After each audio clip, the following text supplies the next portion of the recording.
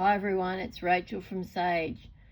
I'm back with a negative focus video today, and this video is featuring the worst makeup products I've tried in 2025. The first one is the LA Girl Stella Ink range. Now I bought 3 of these. And what is the shade? Can we read it? It's probably really hard to read because it's really shiny. Anyway, all 3 were watery. They skipped. They settled in fine lines, like they sort of creased. And even though they're beautiful shades and they're metallic, they are low quality, so don't buy them. And also, there's not very much product in there. Technics Featherweight Brow Pen. Look, there's nothing really wrong with it, except that it's too pigmented. With your brow products, you want them to be fairly subtle, don't you?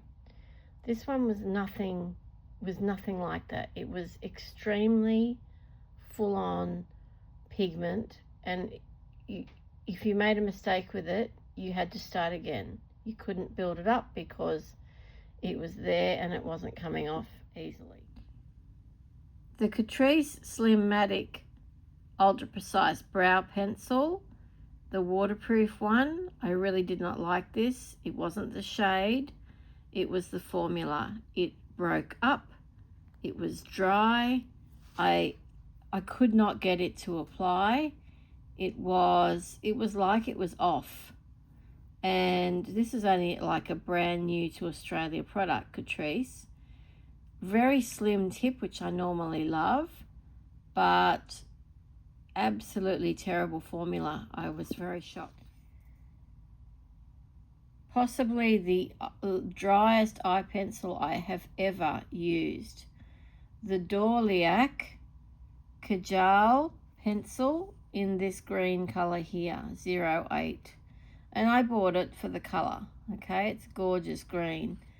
As dry could be. There was absolutely no using this without stabbing myself in the eye, hurting myself. A massive product, like absolutely enormous pencil, but horrendous. Do not buy eyeliners from this brand. This really disappointed me. This is the Essence Bloom Light Matte Eyeliner, Blooming in the Dark. Now I bought this for the shade, and it's gorgeous packaging as well. This, once it dries down, it starts to flake off and ends up on your face, or ended up on my face. It's a beautiful dark purple, and that's why I persisted with it, because I really love dark purple eyeliner. It's a traditional dip liner, which is, a little trickier to use these days on a textured lid, but I can make it work. The problem is, though, that this product, when it dries, it crumbles off your eyelid. Like, it literally cracks off and falls onto your face. And it also stings. So it's got to go in the bin. This was in a Mecca, one of the beauty loot boxes, I think. And the lip oil that it came with was really good, and I'm using it regularly. But this Mecca Max Pout Pencil, this is like a brown shade. I think the shade is Super, I don't know. Is absolutely dry as anything. It is awful. I could not get it to even make any impact on the skin around my lips at all. And it was so dry, even though I'd used a primer and everything. So it's going. Are you sensing a theme here with dry products? Okay, so the Essence Tinted Kiss hydrating lip tint. Hydrating, yeah, whatever. 101 Pinky Promise. Now, they sent me this. As you can see, it's a tester. It was a sample, and I love the shade. And then when they sent me a second PR pack, I got another one. So anyway, I gave it away. Look, this is a moussey, going on moussey with a doe foot and a matte dry down.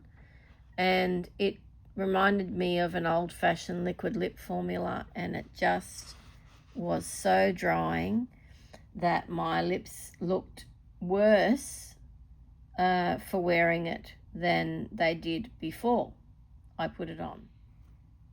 Not only was this one of the most ridiculous shades I decided to try this year, but this is horrible. This burnt my lips and my face. It was horrific. Yeah, I do not recommend this product at all. This range. I got Pure Plumpy, shade terrible, but formula even worse. Do not buy this. They sent me this. I got sent this one as in PR as well. The Essence Space Glow Lipstick, color changing. Look, it's basically just bright pink. And if you like that, that's fine. But I think I used this once and it was really crappy. I got a Rare Beauty sample of, I don't know what this is called actually. It's like their liquid luminizer or something. It's a highlighter. There it is. You can, oh, it's all worn off. So it's from Rare Beauty. And I just did not like it. Exhilarate liquid luminizer. I just didn't like it. It was patchy and it set down in like a line. You couldn't blend it properly. So I used a bit as eyeshadow and I had the same problem there on my eyelids as well.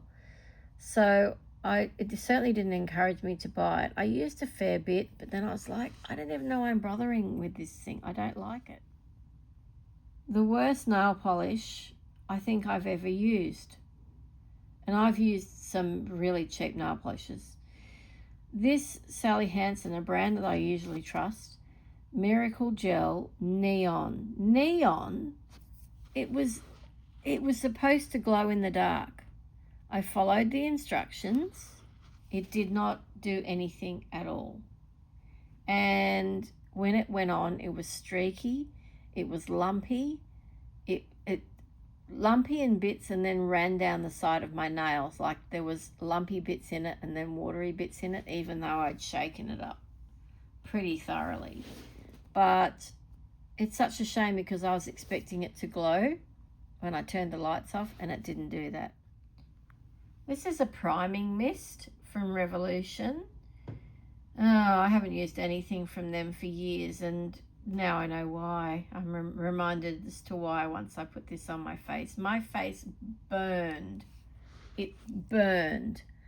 And then I had to wash my face with cold water because I had sent my face red just with one mist.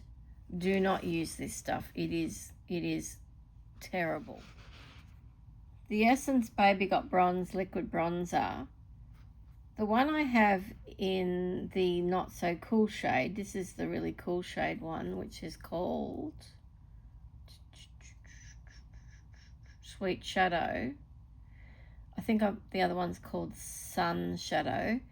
This one, look, there's nothing wrong with the formula here. It's actually quite good, but this is just so cool tone. I looked grey and I fortunately only spent $5 on it, so I wasn't too sad about that. And I'll pass this one on, I think. Not a makeup product and a brand that I normally absolutely love and rave about all the time. But this Effaclar Purifying Foaming Gel stinks. It straight up stinks. Why is there so much perfume in this stuff? It was offensive.